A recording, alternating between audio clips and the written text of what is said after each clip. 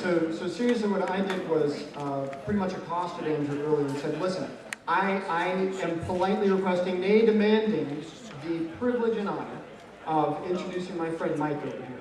So let me tell you how I know Mike, because I've had a few people ask me about this recently. So about 2 years ago, when I was in the throes of a large amount of angst about being an independent consultant, which is a quick way to make almost no money in the video games industry, I found out, I wasn't sure about how important it was to game companies to improve the way they treat people, improve how they lead people, and then I happened upon this blog post on the Insomniac Games website. And it was entitled, Doesn't Have to Suck. And it was by this guy right here, by Mike Acton. And it was about, hey, we're in the AAA space. I've been doing this for years. My company makes a lot of successful games and makes a lot of money off them, and we treat people well. And here's what's important about leading game developers well and treating them like human beings, treating them like adults. And I kid you not, it seriously rejuvenated me. It gave me a real shot in the arm, an additional punch of passion to go out there and try to improve the work environment for game developers. Improve quality of life, make sure people have better leadership available. And that's why I have come to know Mike and thoroughly appreciate his viewpoint on all of these topics and more. And so I can tell you firsthand, you are in for a treat in that you get to hear from this guy firsthand. So please join me in welcoming and showering with applause Mike Acton.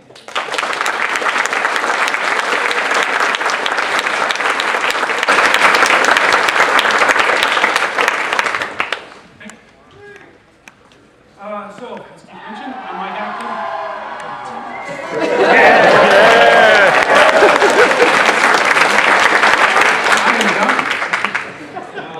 I'm the engine director at Insomniac Games. My background is much more on the technical side. I'm a programmer by trade and disposition. But today, I'm going to be talking about leadership. But I think, importantly, today is not a talk. There's some certain amount of expectations I have for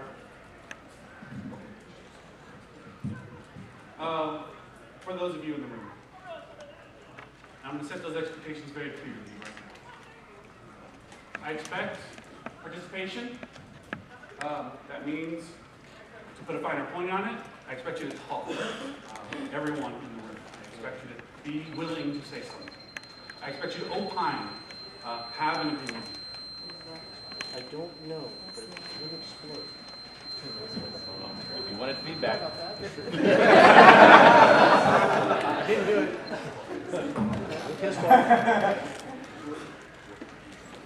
I don't necessarily expect you to agree with me. I don't expect platitudes. Don't say the first thing that comes into your brain. Think about it for a second. To that point, I expect you to think. I expect you to use the thing that's between your mouth and the back of your skull. Think beyond the obvious. Take a moment. And I expect you to share what makes you uncomfortable. I expect you to have a fucking point of view. And I expect you to spend 90 minutes of your life thinking about leadership. If that's not for you, if you cannot meet those expectations, go do something else. There's plenty to do out here. This is your chance. Okay. So, raise your hand if you believe you are a game dev leader. Okay. Keep that in mind. Have you not moved the industry forward in some substantial way? Have you not served those working with and for you really, really well? Have you treated or allowed to be treated your game devs like children?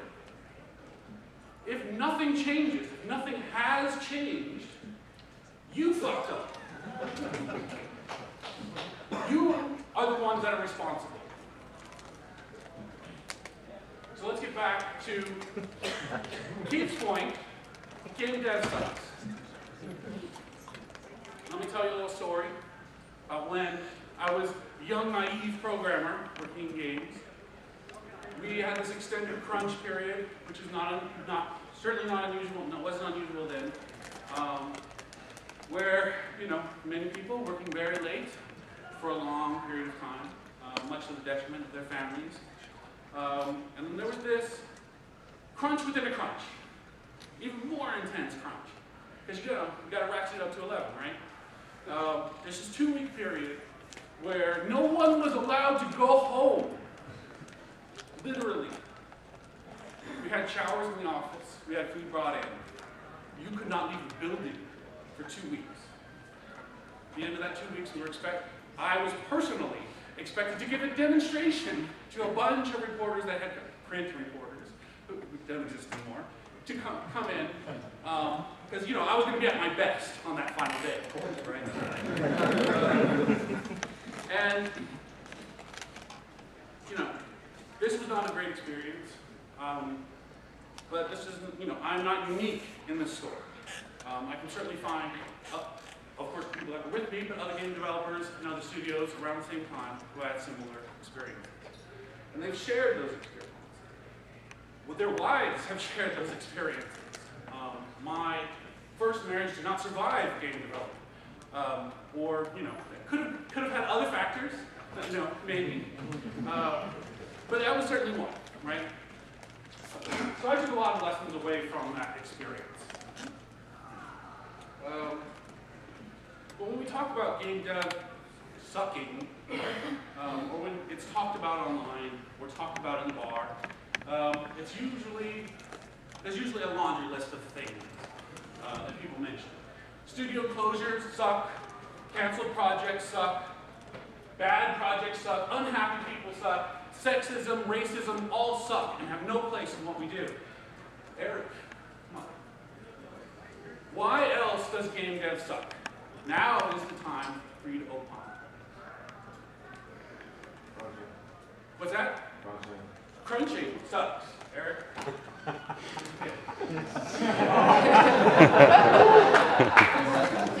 Right now. Crunching sucks. Unrealistic timetables. Unrealistic expectations, timetables, that sucks. The need for money. Working with clients. Okay, keeping promises you can't keep. Logistics suck. Well, bad logistics suck. Layoffs suck. Creative. Uncreative people suck. No, uncreative, creative people suck. Well, they're not creative. Oh, that's the point. Uncreative. People who are incompetent at their jobs suck. Yes. Low energy sucks. What? Low energy. Low energy sucks. Big egos. Big egos suck. Lack of funding. Lack of communication sucks. Lack of funding sucks. The need for money to develop a game that isn't quality. Okay, we live on planet Earth. That Or scope control. Scope control sucks. Overworking sucks. Favoritism sucks. Nepotism sucks. Bandwagon game design sucks. Lying. Okay. Drama llamas. What's that? Drama llamas. Drama llamas suck. Okay, and the final one. Lying sucks. Lying to yourself sucks. So game dev sucks. But it doesn't have to. Why do we need to talk about leadership? Because game dev leadership sucks. And I'm fucking tired of it. Not a single thing we can do would have more impact on any one of these things than good leadership. Every single goddamn one of these things is a leadership problem. Not a game dev problem, not a process problem. It's a leadership problem. So today, I would like to try to reboot our conversation collectively about leadership and what we're talking about. Leadership is not about process. So, these things, Agile, Scrum, Lean, reviews, floor plans, these are not leadership solutions. These are processes. And they're not even interesting questions when we're talking about leadership. What are the other things, there's a piece of paper here. What are the other things you've seen where people try to put a process in place to fix a leadership problem? Micromanagement. Micromanagement sucks. Progress reports. What's that? Progress reports. Paperwork. Yeah, paperwork. I hate paperwork. The laissez-faire approach. Laissez-faire approach. Unnecessary meetings. Need too many meetings. Designed by committee. Oh, designed by committee. Anything else? Suits. Adding more people. Right. Like that's gonna work. Not being engaged with the devs. Not being engaged is not how do you what's the process there? Like not talking to your game devs, having to make a decision on your own. Sure, that sucks. It's not a process that's put in place. What's that? Yeah, that's good. Management by proclamation. Okay. Thank you. Approval pipelines. Approval pipelines, sure. Okay, all of these things are things we put in place. Doesn't matter. All of these things are things we put in place to try to fix broken leadership. And then we wonder why these fucking things don't work. We wonder why doesn't Agile work? Because you're doing it wrong. No, because you have fucking bad leadership. Why doesn't Scrum work? Because you're doing it wrong. No, because you have bad leadership. Why doesn't Lean work? Why do my reviews not work? Because you have bad leadership. That is the answer to all of these questions. If you have bad leadership, nothing is going to work. If you have great leadership, it doesn't fucking matter what you do, because you have great leadership. So why, collectively, do you think we don't see very many really good conversations among ourselves about improving leadership? Okay, yes? Because nobody wants to admit they're wrong. Nobody wants to admit they're wrong. Because it's hard to define. It's hard to define. If you can define leadership, please come up and do. Yes? Because they're not willing to fail. Because they're not willing to fail. Oh, yeah, sure. People are introverts. Yeah, there's a few of you I haven't heard from yet. So. Yes? The people that may have the problems are the ones in charge. People with problems. Well, sure, yeah. Well, obviously, right? The poor leadership is the one who's in charge. Yes? So companies that are successful don't necessarily have good leadership, so it's hard to define who's doing the leadership. Sure, yeah. I mean, if you look at financial success, doesn't always indicate good leadership, right? Yeah. Kind of like programmers, if you think you're good, you're probably bad. Sure. Keith, what was that called? What was the bias called? The Dunning-Kruger effect. Dunning-Kruger effect. If you're too stupid to know you're stupid.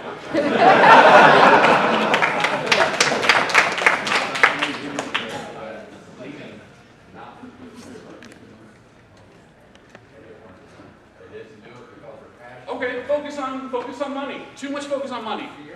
Fear? Yeah, people are too scared to speak up for something, right? Yep. Buddy syndrome. Buddy syndrome. Nepotism. Your buddy instead of Yeah. the leader. Yeah, buddies. Not wanting to take responsibility. Not wanting to. Who wants to take responsibility? That's a lot of work. There's a lack of selflessness. Lack of selflessness. Sure. There's too much focus on the individual needing a job done instead of be directed better. Okay. Too much focus on the individual needing to be directed better. Okay. Yes. Because the incompetent leaders know that a conversation will expose them. Okay. Fear of exposure. Fair enough. Yeah. Fear of getting fired. They don't want to get fired. Or if you're not the leader, Okay, complain sure. about You're it. not the leader. You don't want to say anything because you don't want to get fired. Excellent point. People talk a lot about that. Because someone else can do it. Because someone else. Can do it. Can talk about leadership. Can do All right, it. it's not my problem. Fuck off. Not my problem. Somebody else can take care of this. That's why I'm the boss. I'll just delegate leadership. I I just care about my paycheck. Sure. think we undervalue failure. Undervaluing failure. Sure, yeah. All those other solutions can be bought or taught to somebody with little skill or so on. Leadership is hard. You said you can't even define it. I mean, it's hard. It's too hard. It's too hard. Okay. Charisma misinterpreted as Charisma is not leadership. Yeah, fair enough. Leadership's hard. It's messy. It's gray. There is no formula. If you want easy, go fucking do something else. Why do we have so many bad leaders? Does anyone have anything that's not on here? Peter Principle. Sorry. Peter Principle. Peter Principle. Okay. Yes, okay. Failing upwards. Yeah, I have, to take off on a slight tangent, I have a thing about the Peter Principle. The idea being that people rise to the level of incompetence, but if you are to grow as a person, as a human being, you must do something you are incompetent at. So, in a sense, you have to go do that. But I understand, you put incompetent people and then you don't help them become competent, that's a problem. What else? Yes? Zero or lack of mentorship. Lack of mentorship, oh yeah. When was the last time anyone here at their company had leadership mentors? Everyone's egos will get inflated. Inflated egos? Leader sensitive. Leader sensitive? Like, if a leader's sensitive and they're not... Too sensitive. Too sensitive. If you're a leader, you need a thick skin. You got a lot of responsibility. You need to be able to take it on. People who want to be leaders probably shouldn't. People who want to be leaders shouldn't be leaders. I think that's fair. It's just like politics. Anybody who fucking wants to be in politics shouldn't be. I'm not voting for you. Yes? Corporate hiring decides who should be leader, just randomly appoints somebody. Okay, leaders are appointed for no good reason. Bad leaders breed bad leaders. Sorry? Bad leaders breed bad leaders. Bad leaders. Bad leaders breed bad leaders. They push their lessons on. Yes. Companies aren't willing to spend money on leadership training. Oh, Keith, we'll tell you all about this. Spend money on leadership training. Leaders are in a position where they can blame other people. Also, extremely important point. We are not asking good questions. We're not asking these questions. We're not confronting these things every single day. The one thing that is the most important thing that we could possibly be working on, the thing that will have the most impact on everything we do as game developers, is not something we're doing every goddamn day. And that's a problem. We ask stupid questions. Like, how do I make people do something? Okay, you don't. So that's a fucking stupid question. Or you hear people say, they just don't understand what I'm dealing with. That's because you didn't fucking tell them what you're dealing with. That's also a stupid thing. And are we asking every single goddamn day, what are we not doing that could affect our game developers? So what are things that we don't do every day, that we should, that could affect our game developers? validate. Basically, check to make sure that everyone on your team's doing okay. Okay, check in. Check in. Are you okay? Does your day suck? Yes. Personal validation. Personal validation. What does that mean? As in, check in with somebody, let them know that they're doing a good job if they're working hard. Positive reinforcement. Status. How are you doing? You're doing. I'm okay. You're okay. We're okay. Good. At least one. Care about the project. What's that? Do they care about the project? Do they even give a shit? Boosting morale? What is the thing? Boosting morale is not a thing. What is the thing that you're doing?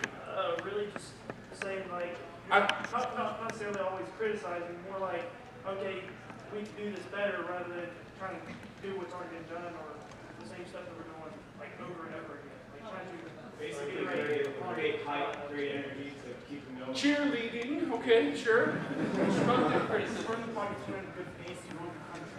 Okay, keep ensuring constant reflection on the pace. Create an environment where it's fun to do work. Okay, every day, see, making sure that the environment is someplace you want to be. Every day, yes. Fair wages. Okay, maybe every day you're checking your wages every day. You probably haven't changed them, but just, but sure, fair wages. Honest critique every day. Fuck me! Could we possibly do that? Every single goddamn day could we give an honest critique of all of our game devs? Wouldn't the world be fucking amazing? Yes. Inspiration. Inspiration every day, sure. Oh, fuck this drum me. Treat them like the adults and professionals that they are. Treating them like adults every day, really? Whoa, shocker! How about just treating them like human beings? Human beings every day. They still are human. Yesterday they were human, today they're human. Whoa, hot damn. What an insight. So raise your hand if every day where you work, all these things are done. Does anybody see the fucking problem here? Yes. All right. This is basics. Minimum requirement. The low fucking bar. This is not even, we didn't ask, what would be good? What would be great? What would be fantastic? What would be the best management you could possibly imagine? No, this is the minimum fucking bar. And you don't have it, you're not doing it. Those of you who raised your hands as leaders, if you're not doing this shit every day, it's your fault. As Keith says, our developers deserve better. And people that don't believe that they are led well aren't led well. So start with yourself. Look at yourself and what you can do. Starting with that, understand what you value. What are the things that are most important to you as a person, as a human being, as a developer, as a game dev? You know, which one of these things are important to you? What would you like your leadership to help you with? You are now in a position to do that for others.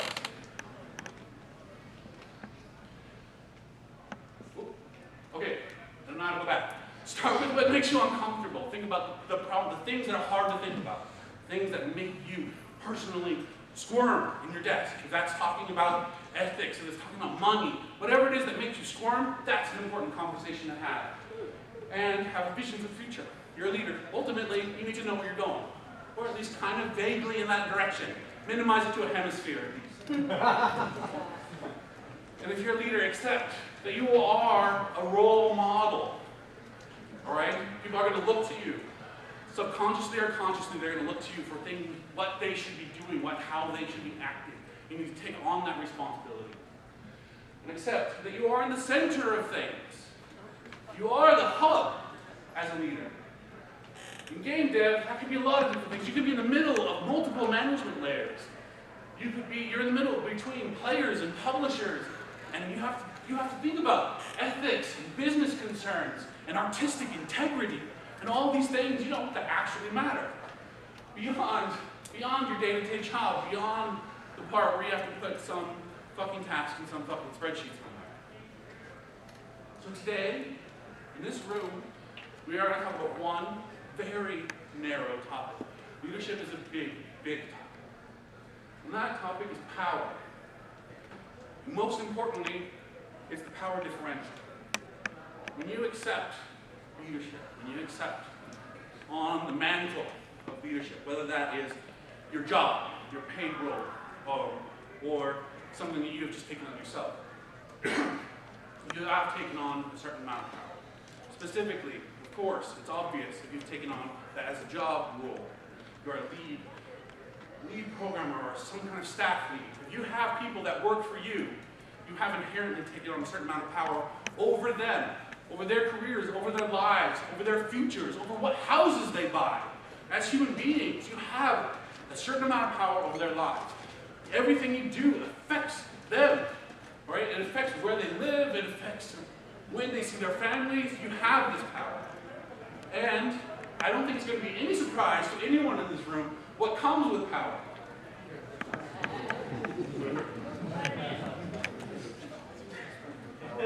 This is our topic for today. What responsibilities do you take on? What responsibilities must you take on when you accept that power?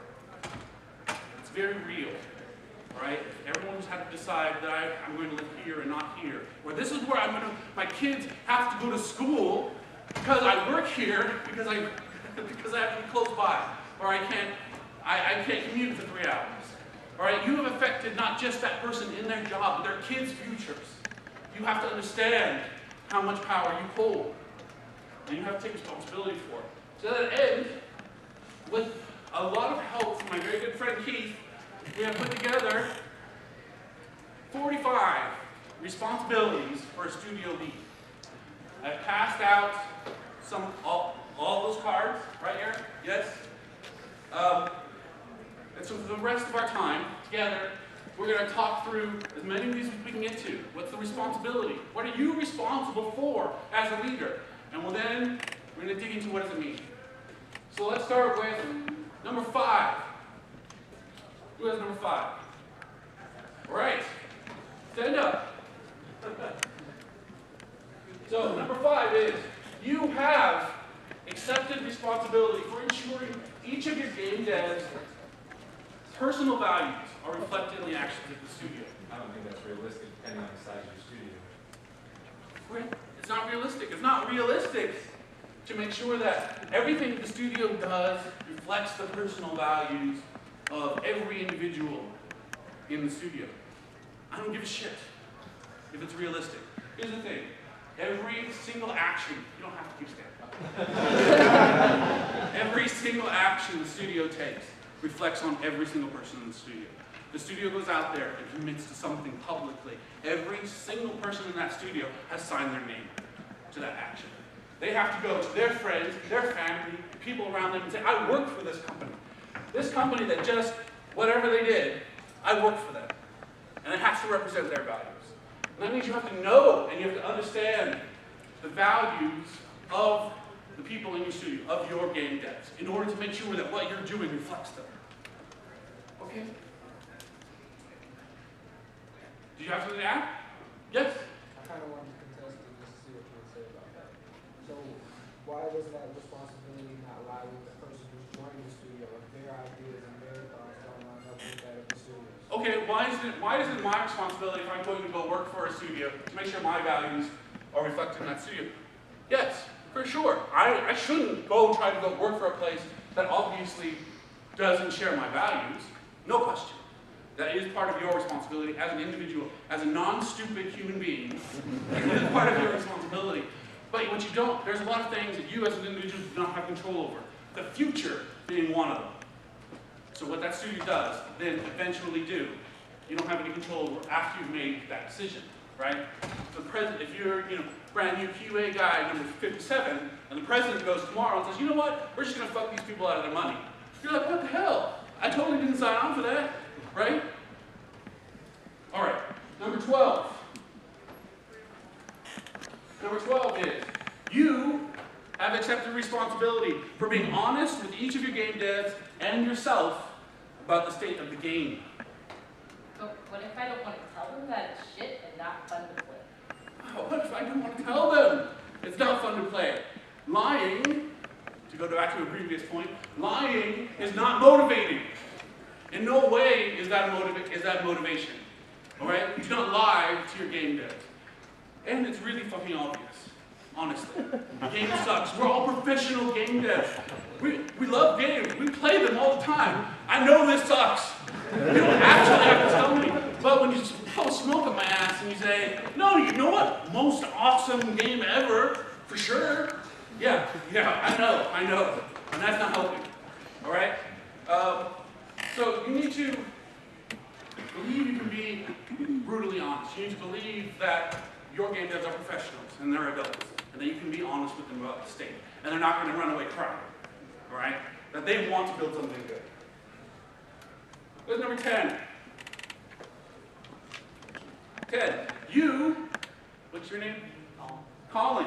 Colin, you have accepted responsibility for providing convincing evidence to each of your game devs that studio is heading in the right direction. What if it's going in the wrong direction? All right, great question. Then it fucking is going in the wrong direction, we should fix it. That seems straightforward to me. But the thing is, if you don't give them that evidence, if they don't believe it's going in the right direction, then you're not helping them. They have hitched onto your train, and you have a certain amount of power over them. They have to believe that that train is going to be going where they want to go, as individuals, for their career, for the things that are important to them. And so you have to convince them that that's sensible. that it's worth their life, their time. Potentially, they're spending 5 years on some big, giant AAA game. That's a huge chunk of their career. They have to know that's going in the right direction. Who has number 4? So, you, what's your name? Michael. Michael, have accepted responsibility for motivating each of your game devs to come into work every day. Gotta give him a reason. You gotta give them a reason to come in. So, here's the thing. Your reason shouldn't be, and we know this as game developers, we have to use the skills that we know best. We know about motivation. It's a thing we do for a living, but we don't apply it to ourselves. We know we can't use those extrinsic motivating factors to really drive. People have to want to come into work every day. And if they don't want to, if this is not really, really where they want to be that day, whose fault is it? It's your fucking fault. Who has number 16? 16, what's your name?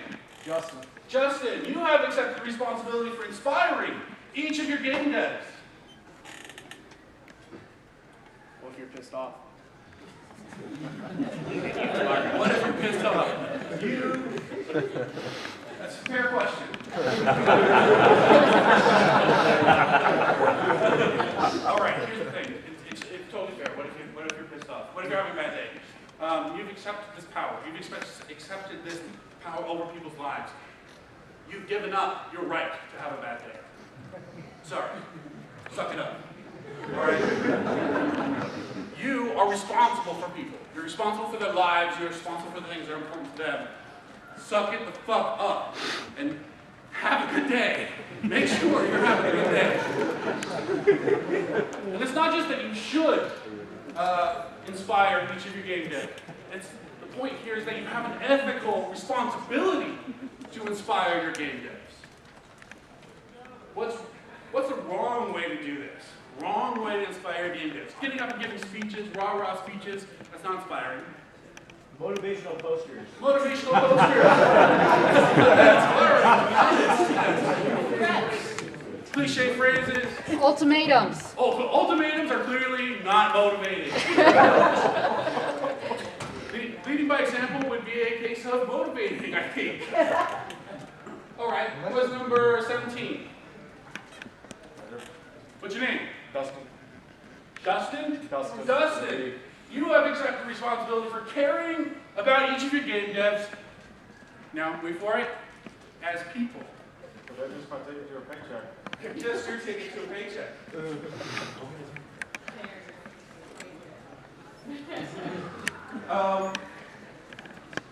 So, I don't even know where to go with that.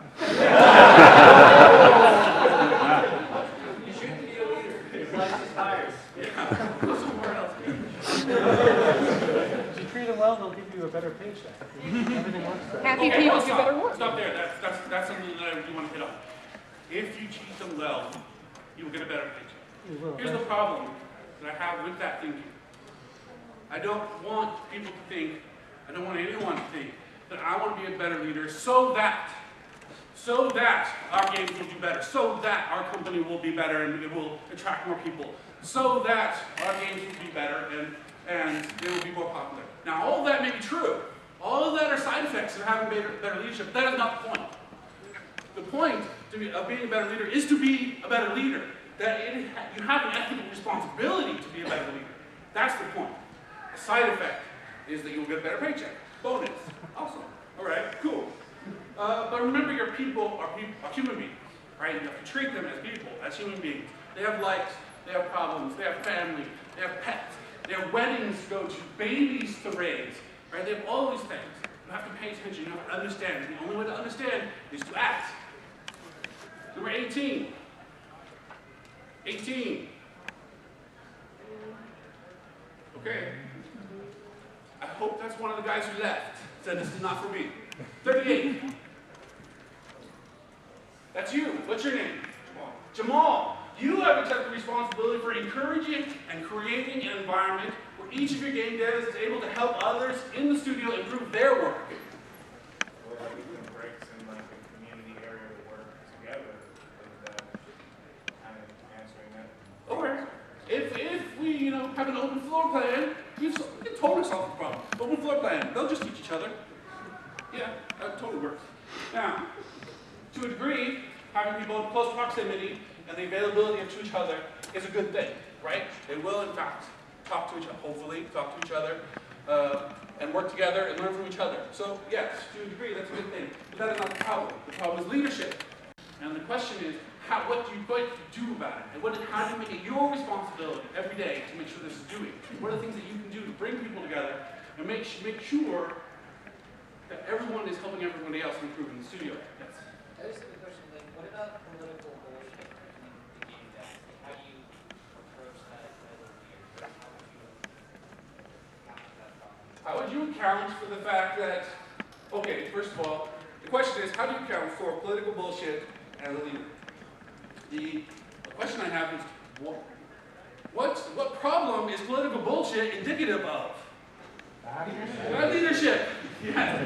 So, the first thing you do is help work on the good, making better leadership. Politics and those kinds of things, the kind of things I imagine you're imagining, right? The kinds of things in your head, are generally just a synonym for bad leaders. Like, as a personal example, like there have been instances where it wasn't necessarily a leader who caused the political thing, but like two people just working together might come up with like issues. Like, okay, two people don't work well together. Let's start with that. That's not a political problem. That's just two people don't get along, right? There's a chemistry problem, whatever. Maybe one of the guys said some joke, the other guy didn't like it, whatever, right? Two people are not getting along. How do you deal with that as a leader? You confront it. You don't run from it, right? You're not afraid. You have to accept the fact that it is your responsibility to do something about this. That's first, which I want to tell you right now, puts 90% of the people we call leads off in the weeds. Just accept that it's your responsibility. Then you talk to them. Like, there's no formula. You're asking me, what would you do if? There's no fucking way I know without knowing the situation, right? I mean, you talk to them, you deal with it, you figure it out. You ask them what the real problem is, you dig. You sit down and you have a fucking conversation, right? Okay, number 19. Oh, you had something to add? Actually, I had a question. What if they just lie during the conversation? Oh, what if they just lie to you? Well, look. What if your people are stupid? What if they're liars? You know, what if all these things? The fact of the matter is, if that's a pattern, right? If you have a pattern of a person who's, lying and cheating and stealing or whatever the thing is, ultimately they've got to go. They're not appropriate for your environment. All right? So if it's just one occasion they lie, one, do you know they lied? How can you prove it, right? But you just keep digging. You're just like, what would that be with anyone, right? So number 19. What's your name? Hunter. Hunter. You have accepted responsibility for ensuring each of your game devs have opportunities to learn and grow. How could I possibly ensure that? I don't know what they do and don't know. Okay, how can I make sure my game devs can learn and grow? Because I don't know what they know. I don't know what they need to learn. Well, okay, obvious answer to that is ask. Sit down with them. Where are you at? What do you know? What do you need to know? What's important to you? Where do you want to grow? Right? Have that conversation. Have that conversation all the time. Have it every week. Have it every day. Certainly don't have it once every 12 months. All right? Have that conversation all the time. I think one of the fallacies we fall into that is related to this is that we believe that the best person for a particular task is always the right person for a particular task. And that's not true at all. All right? If somebody has done something 100 times and the 101st time comes up, our tendency is to give it to that same person. He's done it 100 times. He totally knows how to do it. We're just going to give it to him again. The fact is, we are not then taking responsibility for his growth. All right? He's doing the same thing he's done 100 times. He's not learning now on the 101st time. Somebody else has a lot more opportunity to grow on that task. So that's the person you should look for. Right? The best person for a particular task is not always the right person. Number 20.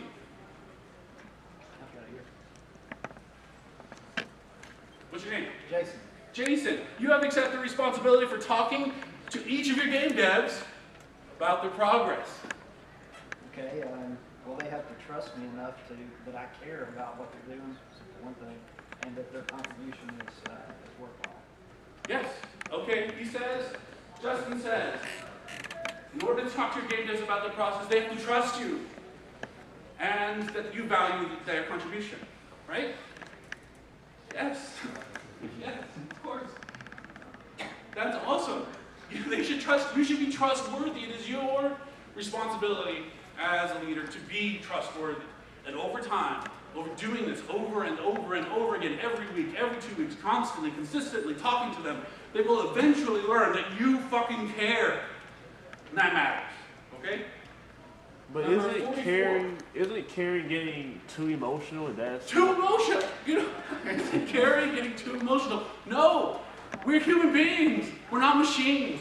We are emotional beings. They have family, they have friends, they have pets, they have weddings. All of these things are part of the thing that we work in. We work in an emotional space. We work in entertainment. We work game devs. It's not too emotional. It's important. It's important to understand somebody's emotions when you're working with them. But you just said that we can't get too emotional in a professional environment. I mean, there's like no real middle ground between. No, you can't as a leader. All right? I didn't say you can't get too emotional. Yeah. I didn't say you can't have a bad day. All right? Emotions are there. Emotions are real. You have to accept them as part of the role, and you have to work with that with everybody else. It doesn't mean you're not a monster. You're not a machine, but you can't take that out on other people. All right? That is what I mean. It's like finding a balance between the two. You want to help your team, but in a good way, not a bad way. You want to help your team in a good way, not a bad way. Do we really have to write that down? I think we probably do, right, Keith? We probably do. We probably need to say, help them in a good way, not a bad way. 21. What happened at 44? Go. Give me harmony 44. Who's 44? 44. What's your name? Marcelo? Yes? Yes? Marcelo?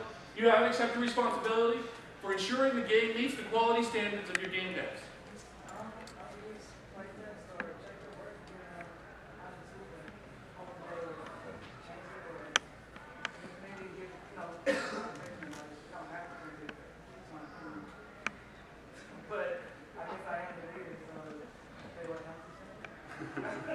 Alright. You're saying, we look at their work and evaluate their quality and offer them feedback. Excellent. You should. You should absolutely hold your devs to a standard of quality. But this responsibility is about the other way around. This responsibility is saying, we're going to ship this game.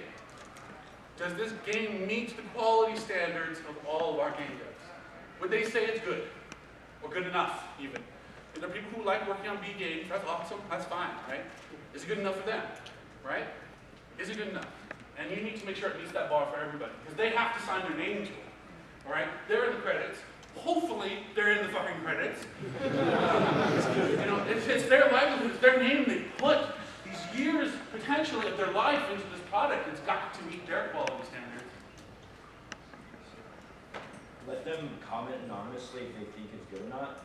Sure, let them comment anonymously if they think it's good. Let them comment normally if they think it's good enough. Foster an environment where people can say, you know what, level 10 sucks ass, and we should do something about that.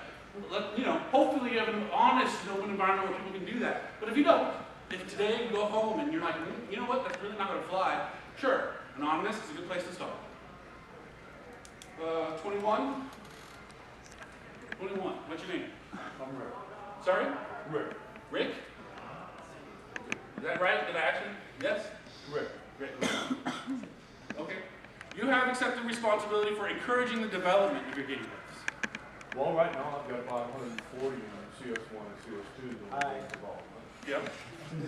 But I think the primary concern would be making sure that we carry on with the fact that no one is indispensable. That as a leader, I would have to be training my replacement, and whoever is else down the line, everyone needs to be training their replacement to be the take over for them. Okay. Everybody needs to be training their replacement because no one is indispensable. Here's the thing I have a problem with. Everyone is fucking indispensable. There's no such thing as an indispensable person. Everybody contributes in a way that's unique to them. Alright? Unless you have this monster factory environment, everyone brings something unique to the table. They're indispensable. They cannot be replaced. Alright? That doesn't mean in practice they might not leave and somebody else might come, but what the second person brings is something different. Everyone is indispensable. And in practice, yes, you want to be teaching. Yes, you want to make sure that for this product, for this skill, that there's more than one person who can work on it. Yes, absolutely. For this job title, that more than one person can take it, sure. But to start out by saying everyone is, replaceable, that's a problem. I have a problem. Yes. Yes. But isn't there a difference between being unique and being indispensable? Like, you're saying that everyone's different and therefore they're indispensable. However, that's not exactly practical. It's not practical. I mean, like, if you have people that bring a certain thing to the table, like, at the end of the day, you have to cut something or something like that. Like, I mean, I'm not saying you can't fire anyone. I'm not saying that, the reality is the job market may not change. That's all true, right? But indispensability, right, is really about, would this be the same thing without them? All right? And it won't be, all right? It won't be as good without them. Because if it is as good without them, they shouldn't have been there. And that's also your fault for having them be there. You're using indispensable incorrectly. You're making it mean what you want it to mean. Yes, I am absolutely making it what I want it to mean. It just means they contributed under what you're saying, not that they were indispensable. If they're indispensable, the product doesn't go out without them. The product as we defined it when they were there does not go out without them. It sounds like semantics. Okay, yes, it's semantics. All right, it doesn't make it any less true that this is where our responsibility lies. 42. What's your name? Jeremiah.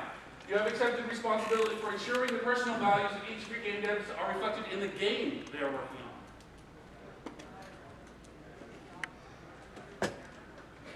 on. All right, he doesn't know. That's okay. No, that's okay. Would you work on a game about eating babies? Yes. Some people yes, some people no. Would you work on a game? Would you work on a game about abortion? Yes. Yeah. Yes. Some people yes. Would you work on a gambling game? Yeah. Some people? I do. Yes. Right. Would you work on a game about child molestation? Can you tell me? There's a line for everyone. For everyone, there's a line. That line is different for everyone. Okay? You have to make sure that you, as a leader, aren't crossing that line for the people that work with you. You're responsible for not crossing that line because they ultimately need to sign on to it. And if you know where you're going, you have to know your people well enough to know that if you are heading in the direction of crossing that line, that they know about it and they can make a reasoned choice for their life. And it may not be to stay with you.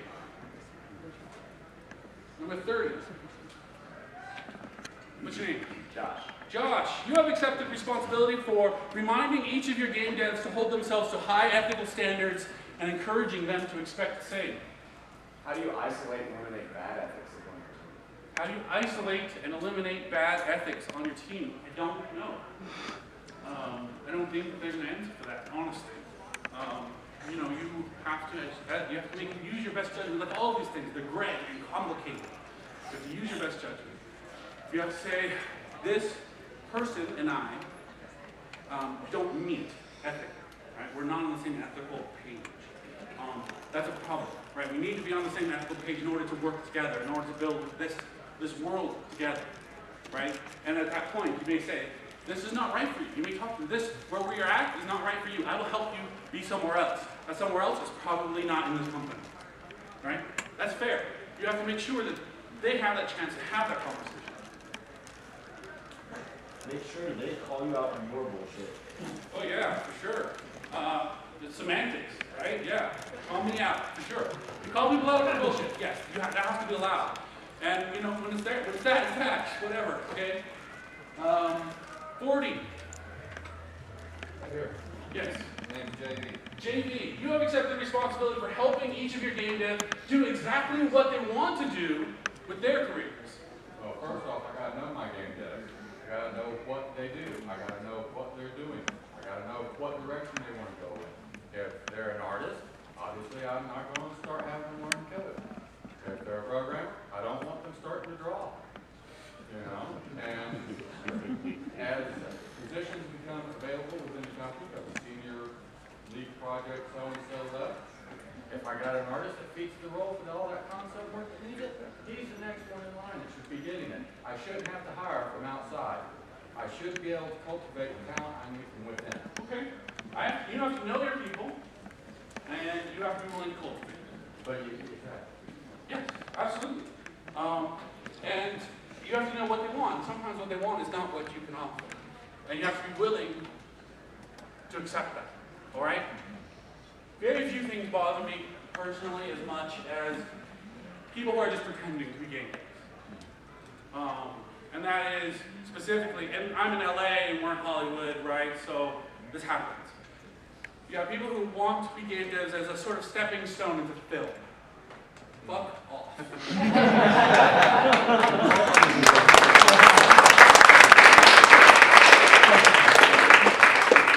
this is not what you want to do, if this is not who you are, if this is not where you want to be, I will help you be over there. I will help you find a place in film, because it's not here. Number 28. Yes, what's your name? Brandy. You have accepted responsibility for being a champion of continuous development of and for each of your game devs. What if they won't let me? What if they won't let you? Raise your hand if you do not want to let someone help you develop yourself continuously. This is not a real problem. If you're in a position where somebody says, no, I don't want your help, stay away from me, there's another problem. Honestly, it's not this. It's some other problem, right? Either they don't trust you, and in which case you have to spend time building that trust. Or they've been hurt by something else, in which case you have to spend time getting past that hurt first. There's some other problem.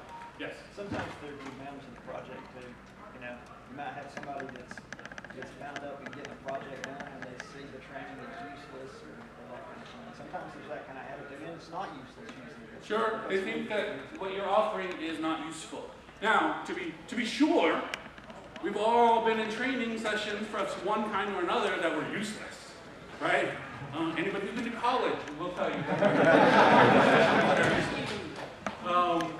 And so, yeah, there's definitely this certain amount of history that people have with that kind of thing, but that's, I think, not what we're really talking about. We're talking about a dedication, a responsibility for helping them improve, right? And if you do that, and you do it over and over, and you do it every day, eventually people understand that you care, and that's what you're doing. 36. What's your name? Sorry? Adam. You have accepted responsibility for ensure the opinions of each of your game devs count.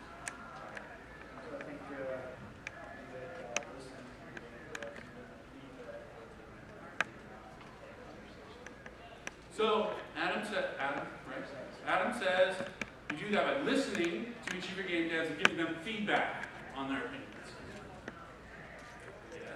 Yes, that's it, that's the whole thing. That's exactly what you do. But you do it all the time, right? You do it every day. You absolutely listen, you absolutely make sure that you're a champion for them, right? That you're not dismissive at all of those opinions. You listen. That doesn't mean they're right, because often people are wrong, just in general. You answer it. Okay. What do you do when people are... I don't know is the answer. Going to be the answer to whatever the question is. Like, just as a potential problem, like when people are bruised by your feedback. When people are bruised by your feedback, that's a very real thing, right? People can be defensive, right? People can have a hard time hearing criticism, right? That's a very real thing. The problem, again, is trust over time. Right? Eventually people will learn where that feedback is coming from, and they can trust you with it, right? They can trust you with themselves. Because really, the reason why they're hurt is because they're sort of like giving a little bit of their heart over to you and you're sort of stomping on it, right? So they have to trust that you are on their team, ultimately, right? You're part of it. And you've got their back. That's how you break it. Or maybe you're not providing very constructive Or maybe criticism. you're not providing good food. Maybe you're just an ass. Yes, totally, absolutely, it could be true. What if they don't have your back? What if they being the leader? Person, or either way. What if they don't? What if the leader doesn't have your back, Or you, the person doesn't have your the leader's back? Well, it's not really the person's responsibility to have the leader's back, right? Except in the sense that every single person is a leader ultimately in some way, right? But you need to have their back. You've accepted that responsibility. You are the one with the power over them, right? Very real power over them. You have their back, regardless of what they do, no matter what. Until there's a point where that relationship is no longer sensible, it doesn't work, in which case they have to move on and you help them do that. Until that point arises, you have their back, no matter what. Number 34. Logan, you have accepted responsibility for ensuring each of your game devs have the opportunity to contribute to the decisions that affect them. You ask questions and you listen, yes. It's also important to note that when I say people, you have the responsibility to, they have the opportunity to contribute to decisions, doesn't mean it's a vote. All right? That's not always how it works. Who thinks we should do this? That's not how it works. But you do have to understand how much of the decisions that you make as a lead affect people's lives and livelihood and careers. And you have to they have to go into that in an informed way, right? And it's wrong to assume that just because some details are private, for example, you're being deep in contract negotiations, you can't have certain things leaked, doesn't mean that you can't get feedback. That doesn't mean you can't talk to people about their future. You just have to find a better way to do it that doesn't give out those particular details or doesn't let things leak. You still have to give them a chance to contribute. Number 32. Sid, you have accepted responsibility for ensuring the work of each of your game devs is made better by those around them. How is your work made better by those around you? That's my question. Okay, well, to me personally, I think it's a good question to ask in general. Like, I think that is a question that you should ask the people around you, right? And I think it's also fair to ask yourself that question, right? For me personally, right, it is how people's work made better. I mean, I think personally, I do try to do this, right? As a leader, do try to go around every day working on these growth opportunities. We're working on the things that bother people. We're working on the things that people need. We're treating them like adults, doing that every day. And I think that directly makes their environment better. I think that it's wrong to assume, in terms of skills, it's wrong to assume that people will share their skills among each other and learn by some kind of osmosis, right? I do think that it helps to have some structure and pathways. Whether that's setting up training, some kind of training pairs, something that we do, setting up a proper school, something Pixar does, whatever. That there's some way where you're saying, in this point, it's okay to learn. It's okay just to concentrate on teaching each other. Because otherwise it's very difficult to make it a priority.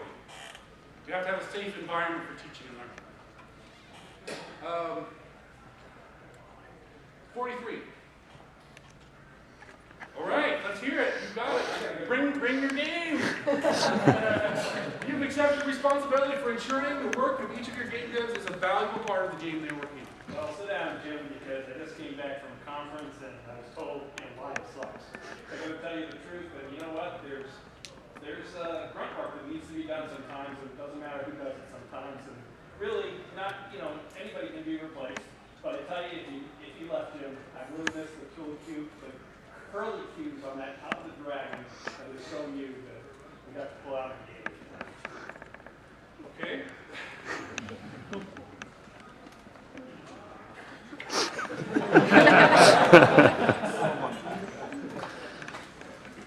The work is valuable, fundamentally, right? There are things that we look at that for sure is grunt work, right? Stuff that just needs to be done. Somebody has to do the loading for the loading mechanism. Again, that by a lot of people is viewed as grunt work, right? But is there an opportunity for somebody? One, it is a valuable contribution because it must exist in order for the game to exist, right? But is there someone who can learn more by doing it, right? Is there some opportunity for somebody to grow more by doing it? And is there some hidden opportunity to do something unique in that space. The curlicue may be the best fucking thing, the best fucking curlicue anybody's ever seen. Maybe show up in every goddamn screenshot and end up being the signature for the game, right? But it is about making sure that work is valuable, even the grunt work, that it's not thrown away. That doesn't mean we don't throw away work, we do that all the time, it's called iteration, but that their contribution matters, right? Hey, look at Hegel's loading sequence with the reticulating spindles or loading rainbow or something like that. Even a loading sequence can make you smile. Sure. Important. Everything is important. It's called production quality. 26. 26. What's your name? Jesse. Jesse, you have accepted responsibility for ensuring the actions or conversations of others in the studio do not make it an uncomfortable or hostile environment for any of your game devs. Well, ideally, you want to have people take a stab and shit together to begin with. But if that doesn't happen, you can't really monitor everything that goes on, every little interaction. But and you might get some people who are afraid to speak up. So you can't monitor every reaction, and you have some people who are afraid to speak up. The second one is critical. All right, especially when we're talking about real life things like sexism and like racism. All right. Or sexual harassment, or any of these real life concerns. Again, coming from LA, these are real things, right? Deeply bother real human beings. It is something that we have to watch out for. It is something we have to take responsibility for. And it's really, really hard to know when it's happening. All right? Again, gray, difficult, not an easy problem. But you have to look out for it. You have to watch for it. And you have to be willing to openly discuss it. All right? You have to be willing, as a group, as game devs, to say, today, you know what? We're talking about the fact, we're talking about sexism today, and we're going to start with the fact that we're all dudes in the room, or whatever the situation may be, right? You have to be willing to talk about it. Okay. Number 24. Nope, somebody else left. Not a leader. Not a leader. That's all I have to say. Number 22. What's your name? Matt. Matt, you have accepted responsibility for giving regular recognition. Oh, sorry. They may be leaders. They may just have some other thing going on. Just a joke. You have accepted responsibility for giving regular recognition and praise for each of your game devs' good work. I think that depends a lot on the size of your studio. If you have a huge amount of people working under you, I can see how that could be like a huge task of keeping track of what every person's doing. All right, fair enough. But if you have a smaller team, it's a lot easier. Let's start with, it's really hard to do. If you have a large team, you can't keep track of what everybody's doing. True, and if you reach that point where you cannot keep track of what everybody's doing, and you cannot properly understand what they're contributing, and you cannot properly, ultimately, praise them for the things that they do well, then your structure is broken, right? You need small groups, somebody you can rely on, somebody you can trust to look after 5 of those 50 people, right? That's why we have such thing as middle management. It's not always a bad word if you have people in there that are trustworthy, right? What if you also have somebody who is grandfathered into their position and rarely ever goes? So in your scenario, if you're hypothetical, you are the one at the top, and somebody in the middle was grandfathered in. Will you fix that? Right? In your hypothetical. What if that person has a lot of influence over your position? Look, there's a lot of what ifs, right? What if, ultimately what you're asking is, what if the situation is totally untenable, right? What if the situation sucks so bad that you cannot fix it, you cannot do anything? Then get the fuck out, all right? Go somewhere else. That's what it comes down to. If you can't find a way to make it better, go somewhere else. It's okay to ask for help if you're a leader, isn't it? Of course, of course. This lady just gave up, I gave up. No, you should ask for help, yes. But there's a point where it's not working, right? Where it's not possible. 29. 29? 29. John, right? John, you have accepted responsibility for reminding each of your game devs to hold themselves to high quality standards and encouraging them to expect the same. I came from a studio that had kind of a little bit lower standards in here. They were good enough. Good enough. Good enough. Here's the problem. I think, one, we do see that, right? We do see studios where the general culture is good enough. Now, if the company's goal is good enough, again, working on games, whatever, that might be fine. That might be the role of that studio. And they might all work together great. That fit might be perfect. And so good enough is in fact good enough, right? But a real problem is you have somebody who's a senior, somebody who's doing this for 15 or 20 years or 30 years, and they understand all the problems that come with game dev. They understand all the issues, they understand all the challenges, they understand all the politics, all the trade-offs. They've been around the block a lot of times. Every gray hair on their head, or hair missing from their head, is from some stressful event in game dev, right? They know. And so maybe over time they've lowered their standards a bit. They've said, you know what, this is going to be good enough. We're just going to do it this way because I don't want to hear it, I don't want to deal with it, and we're going to be able to move on, right? That's dangerous. And that pushes out to the rest of the studio, right? And so sometimes you have to go to the more senior folks and you have to remind them of their own quality standards. And say, you weren't always like this. All this stuff is good information, but you can still go up another level. You can still push. Personally, I feel if you're not always trying to push your bar higher, you're failing a little bit every day. You are not always trying to push your bar higher. You are failing a little bit every day. It's absolutely true. I feel very strongly that it should always be significantly better year after year. Right? I should be able to take you from this year, push you back in time. Well, I shouldn't actually be able to do that, but I should take you back in time 5 years, and you would just rock at that old job 5 years ago, right? Because you've learned so much, you've grown so much. It doesn't matter how long you've been doing it. That should be true every year, right? I totally agree. 27. What's your name? Jonathan. Jonathan? Jonathan. You have accepted responsibility for caring about each of your game devs as people. As a person.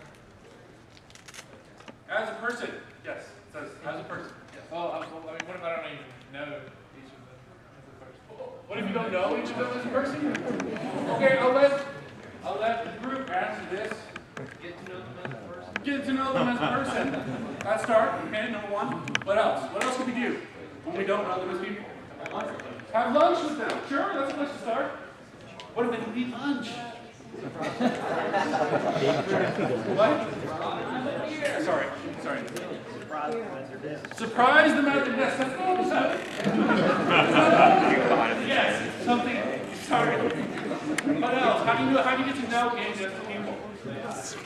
Say hi. That's a place to start for sure. Meet them outside of work. What? Meet them outside of work. Meet them outside of work. Works with a lot of people, not in everyone. Ask them how they're doing. Play games together. Come on. Yeah. Ask them how they're doing. Ask them how they're doing. That's not hard. Laser tag. Laser tag. Okay. All these things, right? Open the door to people, ask people. And these are, except for laser tag, probably things you can do every day. 25. What's your name? Chuck. Chuck.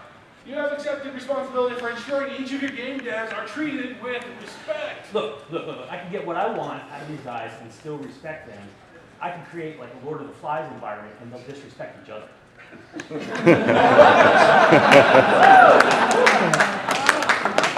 All right. So I think my point is here that what works isn't always what's right. Okay?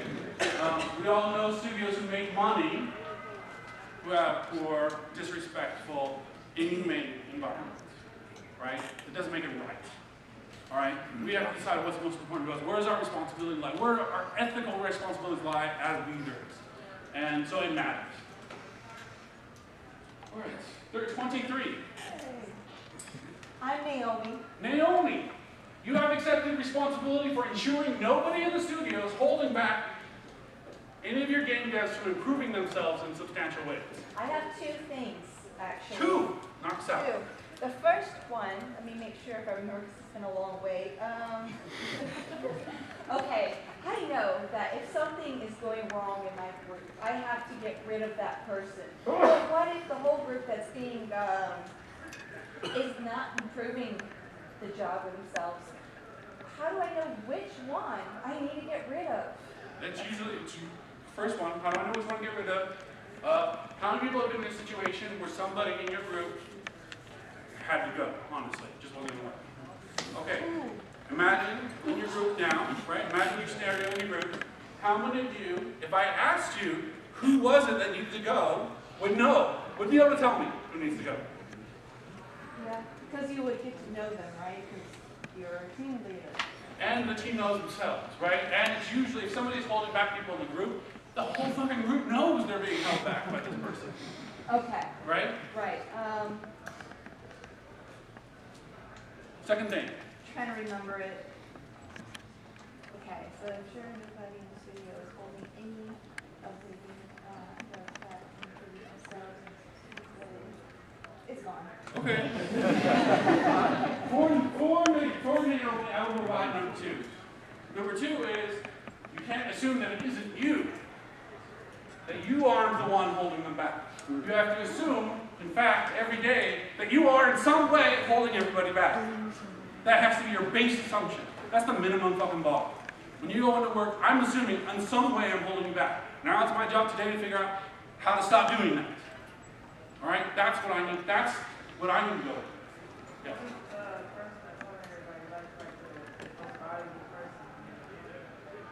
Ooh, then they're not.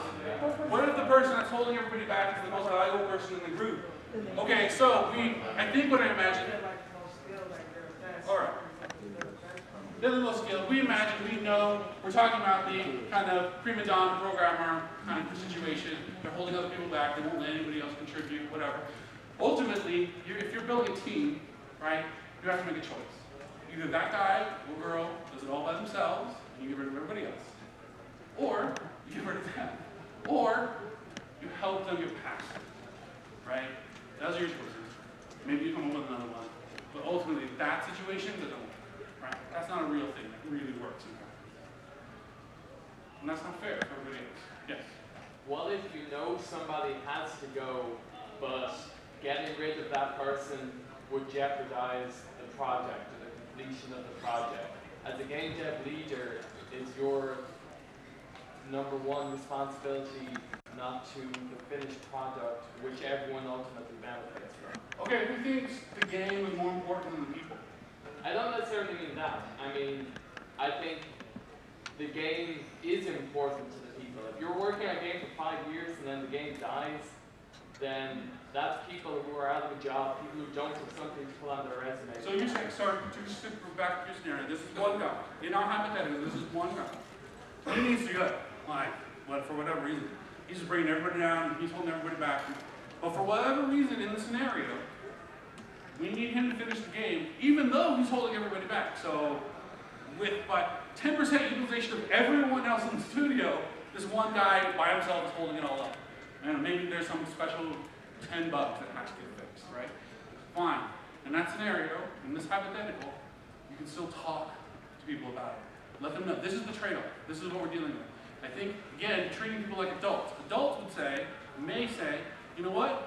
I'm really excited about this game. I love this game. I want to see the light of the day. I'm willing to work with this jack-off for another 3 months if this game can see the light of day. Fine. Then you have an adult conversation about the problem with the people around you, right? If you are trying to just make this choice in a vacuum, then you're a little bit treating your devs like children, right? Have an adult conversation. Approach it head on. Yes? What if they act like children? Everyone does at some point or another, right? Everyone acts a little bit like children. Everyone, we make games for a living. We're a little bit childlike, ultimately, right? But they're still adults. They're still professionals. The people who are trained, who are getting paid to do a job that they love to do. That's their career. They're still adults. If they cannot be adults about their work, right? Then they shouldn't be there. Honestly, they're not capable of being hired by an adult corporation. Oh, follow-up question then. Yeah. What if they're using it as a jumping off point and it's not really that important, it's just a stepping stone for something else and they're treating it as that? What if they're using the work, the job, as a stepping point for something else? Well, I can't answer that honestly, right? But to go back to my previous case of film, fuck off, basically, right? Go jump off that bridge over there. But if there's a legit thing where you're saying, okay, this is an intern, a student, maybe? No. Okay. I get the feeling we've gone past hypothetical here. So we have a very childlike person who's incapable of working in a workplace. Yeah, I mean, that's a real problem, right? To be honest.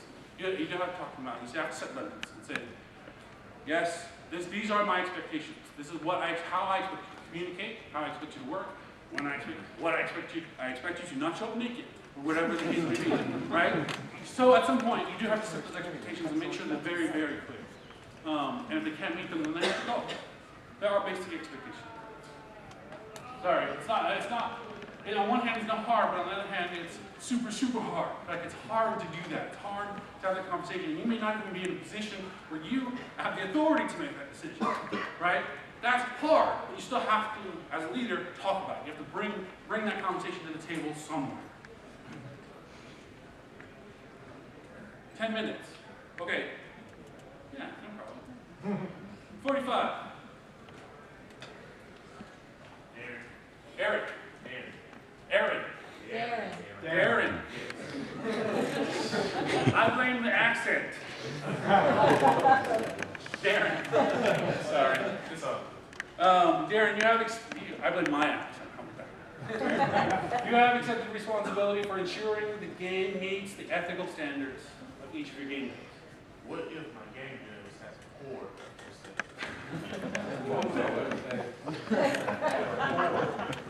So you have responsibility for making sure the game meets the ethical standards of your game devs, and the answer is, what if your game devs have poor ethics, right? Then it's going to be very easy to meet them. The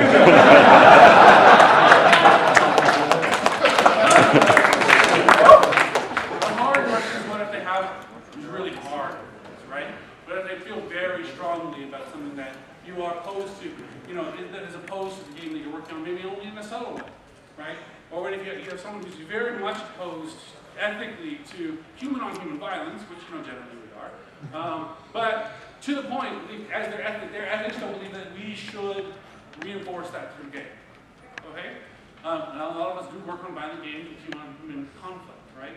And that may not, you have a responsibility to know that's an ethical concern for that. You have a responsibility to talk about it, and you have a responsibility to make sure that this is the right thing for them, the right position for them. Yes?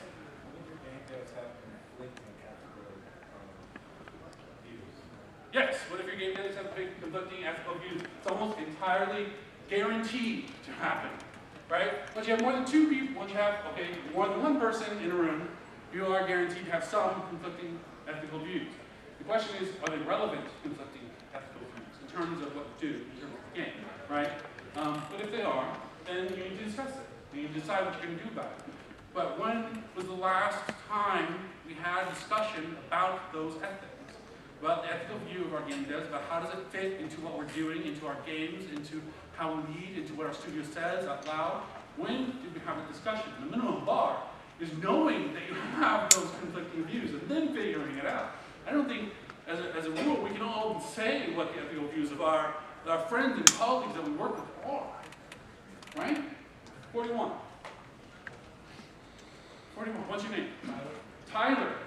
You have accepted responsibility for ensuring each of your game devs has the opportunity to do what they do best every day. Put them where they're best suited. Like I put a graphics program on graphics, not on mechanics. Alright, well, so if you put them where they're best suited, their graphics program, put them on graphics and not on mechanics. Okay, tricky problem. That's all problems, right? Do they want to learn mechanics? Right? Do they want to grow in that area? That may be an opportunity for them to grow, even if what they do best, ostensibly, from a results point of view, is graphics. So, and the reality is what they do best may not actually be the thing, that code, right, or that area. Maybe they know how to take a complex sort of mathematical model and visualize it in their head and turn it into something, right? That may be their actual skill. And that skill is applicable in another area. Your job is to figure out what that skill is. What's the real skill here? The real skill is not very likely to be graphics programming, right? That's not a real skill. That's an application of a skill. Yes? You sort of answered the question, but I was going to ask, you have to, when you're running your team, you have to determine how much of the in-studio time is for them developing a new skill when they could easily be doing something that they're productive at, Yes, you have to decide. All of these responsibilities carry risk, every single one of them. You have to be able to figure out how much of that risk you can take on. You have to take on as much as you possibly can, right up to that line. There is a line, right? Otherwise, you're all teaching each other and you never get the fucking game done, right? Yes, there's a line. You have to take on as much as you possibly can. All right, tricky one. Number one. Sean, you have accepted responsibility for the health of your game devs. Signed up for a volunteer, did you? Signed up for a volunteer. That's all we need to do. We can ask healthcare, whatever. Unhealthy people are very productive. When you have sick people in the organization, it tends to spread a lot too. Obviously, people get sick and don't contagion get like the flu and so forth, but it also has to do with mental health. People who do demoralization. Unhealthy people are unproductive. Different kinds of medicines, you have to treat them differently. You can say, okay, well, you're sick, go take some medicine, go home.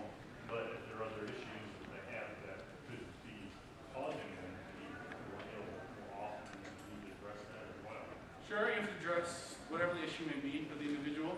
I like to make a special point with this particular one. When I say that you have responsibility for the health of your game devs, what I do not mean is that you are babysitting. All right? If they're drinkers or smokers or whatever the fuck they want to do with their lives, that's their fucking life. All right? I have no interest in getting in the way of them making adult decisions about their own life. All right? What I am saying, though, is because you have a certain amount of power over their life, and the things that affect them, you have power over their health. All right? They can and often do make decisions that are detrimental to their health because you imply, either directly or indirectly, that they should do that they should trade on their health for you, for your product, or because they're afraid of getting fired or whatever. Stay here for 2 weeks and never go home because I said that, because I'm afraid, and so I do because I'm afraid to get fired. That's the thing that you have to be cognizant of, that people will trade on their health because they're afraid, because you have this power. So crunch time seems to be like one of the biggest detriments to somebody's mental and physical health. So from what I hear from an anecdotal perspective. Crunch time. Okay, so the point is crunch time is detrimental to people's mental and physical health. Well, kind of, right? It is, crunch by itself is probably not even really an interesting conversation. It's that sort of, it's when the leadership is trading on that fear. That's the problem, right? Because that adds stress. When I'm saying you must do this, or you will get fired, or I'm implying this, right? And so you are trading on your health. That's the problem. It's not crunch itself, because people do make those decisions independently. I'm working on this I have yet to meet a good programmer who's not at home at 3 in the morning working on something because they love it, right? So that by itself is them making just rational adult decisions about their own life. Fine. But when you trade on it, when you're trading on the fears, that's a problem. Is crunch a product of the failure of leadership, or is it an integral part of development? Is crunch, is the sort of, if we reword this a little bit, okay, to say, is this point where a bunch of shit is coming together at the end, and we have to kind of scramble in order to get the game out? Yeah. Is that an integral part of game development? A little bit. Yeah, no matter what you do, there's always going to be a little scrambling. You can kind of spread it out, right? And there's different ways you can do that, and depending on how you work with your team. There's no good answer for that. A lot of people try different things, but again, it's not about process. Have good leadership, and that stuff will work itself out. Okay. On the programmer that stays up to 3 a.m., is there an appropriate way to tell them to go to bed because they're going to break the code? Is there an appropriate way to tell the programmer up to 3 in the morning? Here. What? So there's a line you can't cross, which is treating them like an adult, right? No babysitting. But, yes, it's perfectly appropriate to say, dude, what the hell, man? It's 3 in the morning. You know, your wife just called. To that point, one of the things that I find extremely valuable for me personally is when I have new people join the team, I reach out to their spouse or a close family member or whatever, and I let them know that there's a conflict. I say, here, this is my email. You know this person better than I ever will. All right? So you will know when they've crossed that line. You will know when there's this point that they are not healthy, they're not happy, they've crossed whatever that line is, right? Either by my actions or their own actions. This is the conduit for you to tell me that's happening. Right? And I think that kind of thing is important. That you reach out to the people who know them better than you do. Okay? Number 3. Name's Jericho. Jericho. Yep. I totally got that. You have accepted responsibility for ensuring that each of your game devs has the time with their family that they need. I think going by your last point, we were talking about creating a channel for family. Being a leader, you should make sure that your teammates are fit in their mind, they're stable, they're calm, but they're doing their job, and you got to make sure that they're being calm and actually performing, because at home it's stable and it's calm and everything's going well. If it's not, and you got something going on like, okay, his child is not behaving in school, or he's going through a divorce, or he or she, or there's some financial situation, as a leader, I believe you should go and investigate and help your teammate get through those challenges. Okay, so try to wrap it up a little bit. Okay. You have to pay attention to what's happening to an individual as a human being in their family, right? Not in a creepy way, right? You're just aware. But you're aware of the general, like, is it cool, or are you having some issues, right? And they have to trust you to let you into that world. That's a whole check-in. Yeah, they have to trust. After a while, they have to trust that they can let you in. But you have general awareness. And if things are going wrong, it's totally, I think, if they are willing and you are capable, it's totally cool to help. Like, if they're willing to let you help somehow. Like, maybe it's just, maybe the most you can do is say, hey, look, I understand you're going through a thing, like whatever it is, you know, your pet is done, or whatever it may be. You have to contract. So what we're going to do is we're going to rearrange a little bit to make sure that you can do this thing, so that, because I know it's important to you, right? I know it's a real thing to family or whatever, right? That's what I can do. So yes, be responsible about what it is that you can do in a non-creepy way about helping with that situation. Yeah, sure. How good / bad of an idea is like forcing them? Good / bad idea? Yeah. Okay. Is it to force them to take a break? Force them to take a break. Tricky. I understand where they're coming from, and it usually comes from a good place, right? It usually comes from the heart. I want you to act. I think you should rest. I want you to rest. I don't want you to bring yourself out, right? But that's usually, and that's fair. Like, it comes from a good place. And you know, with certain people, that they will just keep going. They'll keep going until, because they don't see it. They don't see that it's happening to them. It's really tough to balance that line between treating people like children and saying at some point you've pushed yourself too far and it's not working, right? And so you have to figure out what that means to you, what it means between you and that person. And maybe it is that at some point when they're not doing that, you can talk about it a little bit and say, look, I see this tendency for this to happen with you.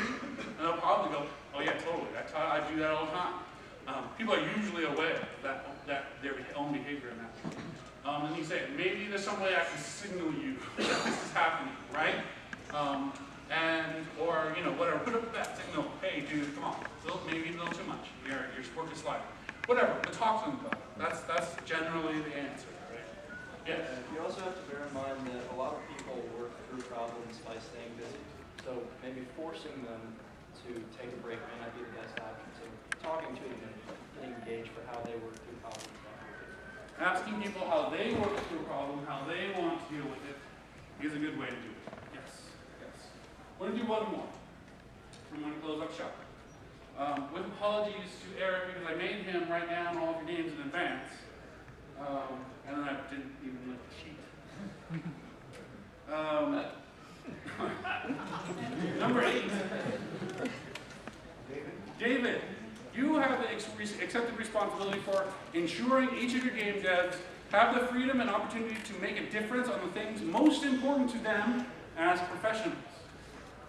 Well, this is going to require some trial and error and company time. Yeah, sure. It requires trial and error and company time. Because they're going to be making their own decisions. They're going to make their own decisions about stuff. Yes, we trust them to make their own decisions about stuff. Because they're adults, and that's what we fucking hired them to do. Yes, absolutely. Specifically, though, what I'm reaching for are those things that are outside. The stuff that's inside their area of expertise is easy. It's obvious. That stuff's going to work itself out. It's stuff that's outside the area of expertise. If you have an AI programmer or you have a graphics programmer, and he's like, you know what? I'm really super passionate about cameras. It's not something that I do. It's not something that I'm involved in, but I've got a passion about it. And all our camera stuff, because to be quite honest, game cameras suck. He's like, I want to do something about it. And that's his passion. And that's something he's really invested in as far as raising the bar in games. So you know that's what he wants to do. You know that's where his career wants to go. So you figure out a way with it. Right? Maybe it's a small way. Maybe it's not like, oh yeah, camera system, totally yours. Maybe it says, hey, why don't we just talk to the guy who's doing it and make sure that he understands your concerns, right? Maybe it's a small thing.